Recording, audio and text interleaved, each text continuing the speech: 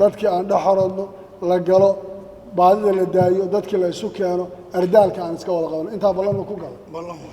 ballan tani ayaa qayb ka ah dadaalada la doonayo in lagu heshiisiyo labadii beeleed ee dhawaan ku dagaalamay duleedka magaalada Kismaayo kuwaasi oo colaadooda in badan ay soo noqotay madaxweynaha dawlad goboleedka Jubbaland Axmed Maxamed Islaam Axmed Madoobe ayaa maanta ka qayb galay shirweynaha dib u heshiisiinta beelihii ku dagaalamay duleedka magaalada Kismaayo kuwaas oo colaadoodu in badan ay ka soo noqotay isla deegaanada galbeedka magaalada Kismaayo dhaco hase yeeshee munaasabada shirweynahan ayaa waxa ka soo qayb galay odayaasha labada dhinac ee ku dagaalamay duleedka magaalada Kismaayo iyo sidoo kale qaar ka mid ah odayaal dhaqameedyada dega beelaha dawlad goboleedka Jubbaland hase yeeshee ugu horeyntii waxa goobta ka hadlay macallin Ciise Xasan oo ka mid ah odayaasha dhaqanka ee beesha Saransoor oo iyadu ah beeshii gogashan afidisay labada beelood ee ku dagaalamay gudaha magaalada Kismaayo waxa uu sheegay oo uu sharaxaad ka bixiyay xilligan halka uu marayo dib u heshiisiinta loo sameeyo beelahaasi ku dagaalamay duleedka magaalada Kismaayo insha Allah ta'ala anagu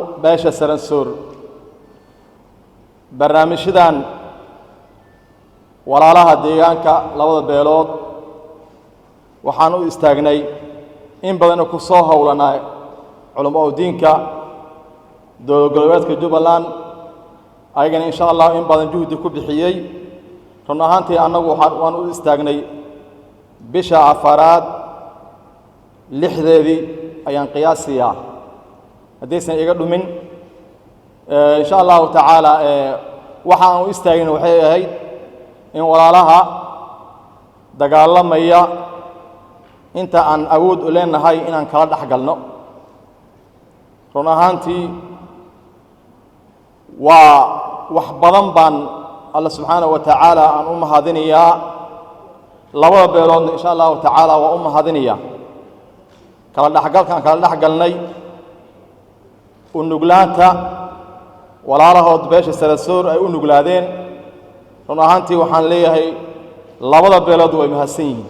sidoo kale waxa iyaguna dhankooda ka hadlay odayaashii labada dhinac ee ku dagaalamay galbeedka magaalada Kismaayo waxa ayna goobta ka ballan qaadeen in ay diyaar u yihiin in xilligan ay midba dhinac kale uu ka shaqeeyo nabadda iyo sidoo kale isu keenista dadka wada dega galbeedka magaalada Kismaayo aniga waxaan ku hadlayaa afka beesha harti baan ku hadlayaa annagu nimayahow waa isku dambaabnay annagii dadka walaalaha daris baan nahay ma kala maarano waa wada degannahay ilmahayni baa isla ciyaarayo muxuu geelayni baa isku jira lodayni baa wada daaqaysa meel aan ku kala maarano ma jira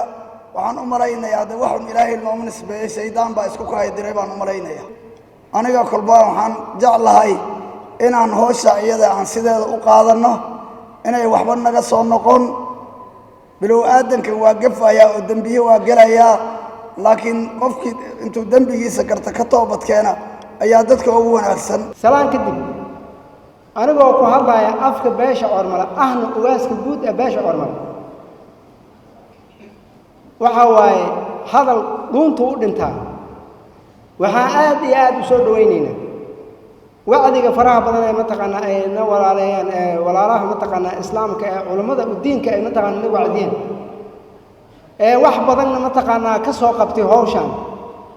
u dhabar adeega iyadoo maarsa lagu jira dhibaato badan jirta biyo aanan lahayn meel walba soo jiiftay wax walba aan soo marnay waa u mahadcelinahay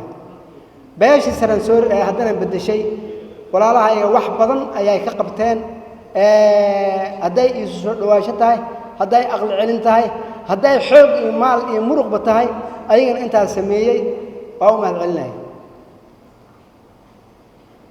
waxaan sansa sharuud la'aan qaadanay anigu beeshayda mataqaanaa mas'uulka ka ah ugaas ahaan xasan sheekh waxaan sharuud la'aan qaadanay tanazulaad wax walba waan u galnay inaan mataqaanaa nabadda qaadano Axmed Maxamed Islaam Axmed Madoobe madaxweynaha maamulka Jubbaland ayaa isna dhankiisa waxa uu ballan qaaday in tallaabo sharciga waafaqsan oo uu ka qaadayo maamulkiisa cid allaala cid markaasi ilaalin weyso nabadda iyo xasiloonida ka jirta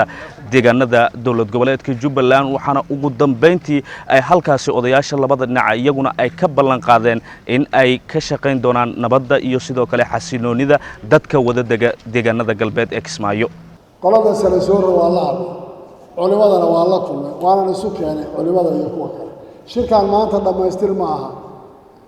laakiin waxaa lagu dhamaystiri doonaa meeshii shirku uu ka socday ee waxaan maanta halkan ugu qabanay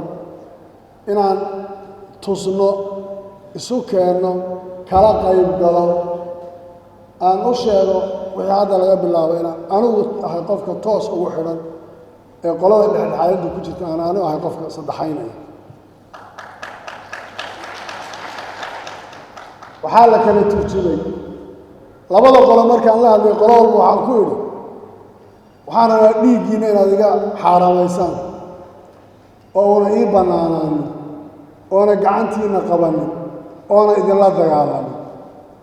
waa goorma markay iga xaaraamaynayaan waa markay nabadda qaataan ay dadka u hoggaansamaan haddaad diiddaan sangaha idin dhex salaqnayn baan ku waan idinla dagaalamaya oo gacmahaan idin qabanayno oo ma dulqaadanayno